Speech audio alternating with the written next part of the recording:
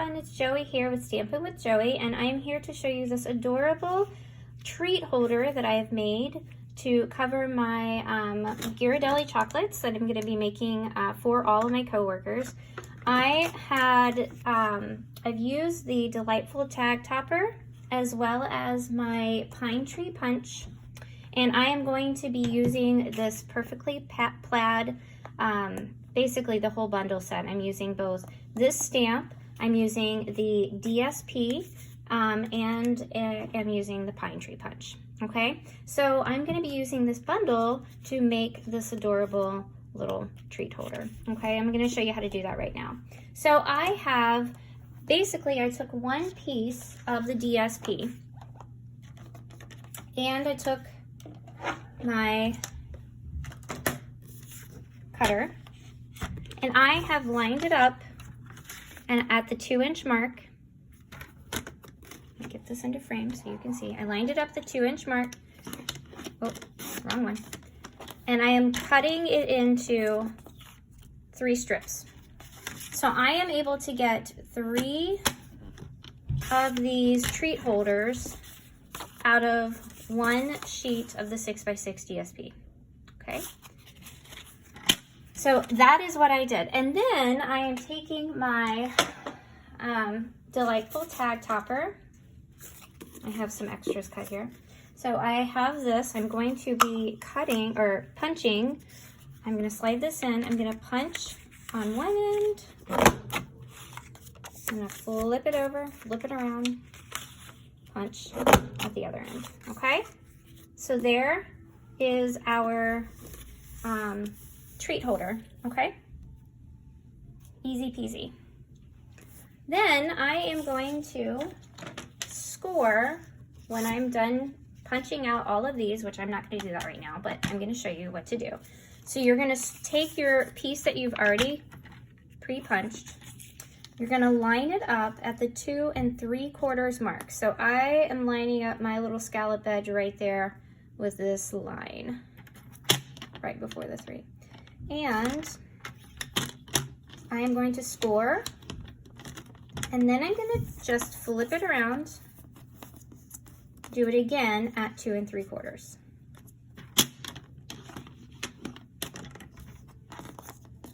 All right, so this is my little treat holder. All right, then I'm gonna take, and I've already stamped and pre-punched these, but I have a huge pile, because I have a lot of them. But it was really only like, I wanna say 2 sheets, maybe 3. I think I stamped 3 sheets worth of these trees. And the trick, when I was stamping the trees, I was stamping them like this, so that I wasn't wasting a bunch of Whisper white paper.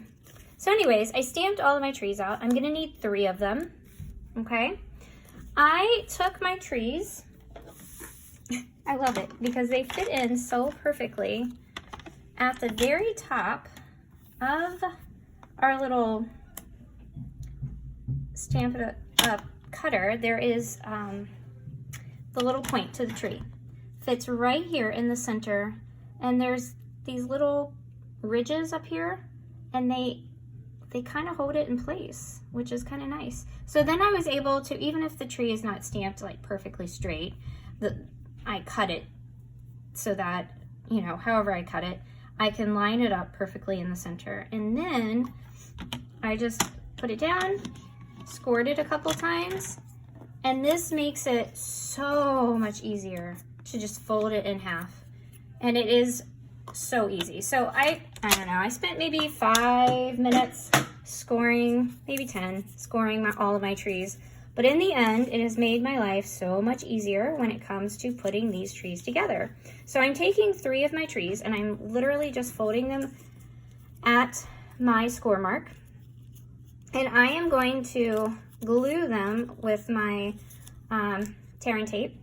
I'm going to glue them together. So I will show you how I'm going to do this. So I am taking one piece and I'm going at an angle right here.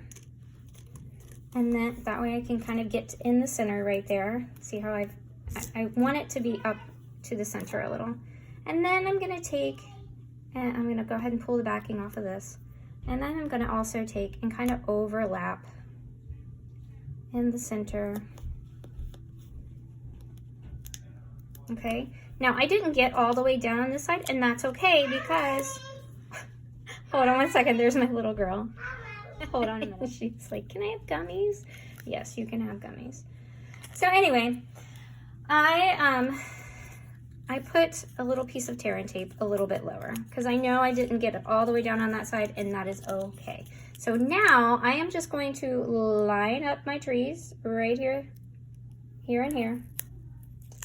They are not symmetrical, okay? So when you go to turn this over, these trees are not symmetrical, so they're not going to line up perfectly. Do you see that?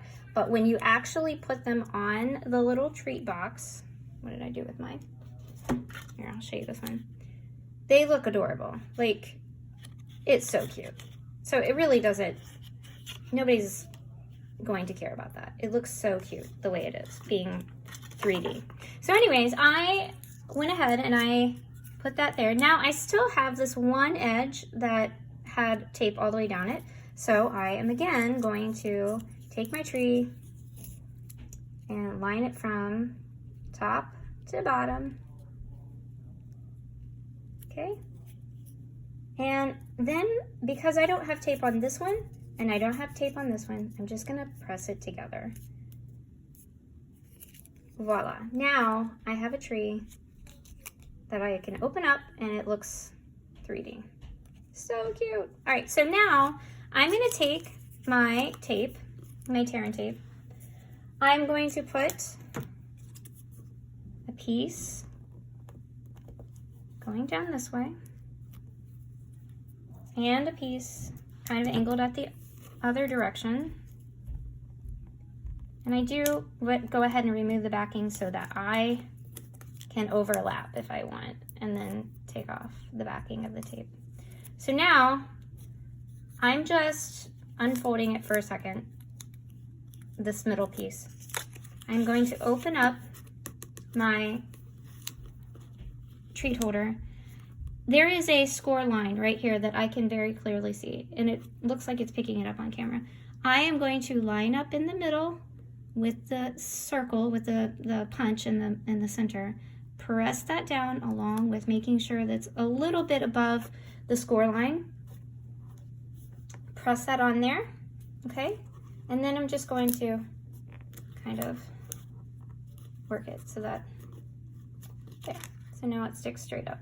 How cute, it's so adorable. Okay, now, because these are, I was wanting to fit this into the Delightful Tag Topper, and this is a 2-inch span between the farthest points. I took my Ghirardelli chocolates and I folded the edges back, and I just used a little bit of clear tape and taped each side down. So that way, when I go to put it inside of my treat holder, it does not stick out, right? Nice. Okay, so now I'm gonna take a glue dot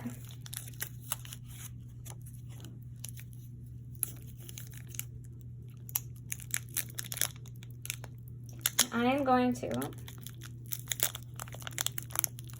maybe it's going to not cooperate with me when I'm on camera. There we go. All right. Now I'm going to take my glue dot and my candy, and I am going to look where the score line is. I'm going to go right above the score line and press it down. And I'm done. Now, I cut a bunch of baker's twine that I had found.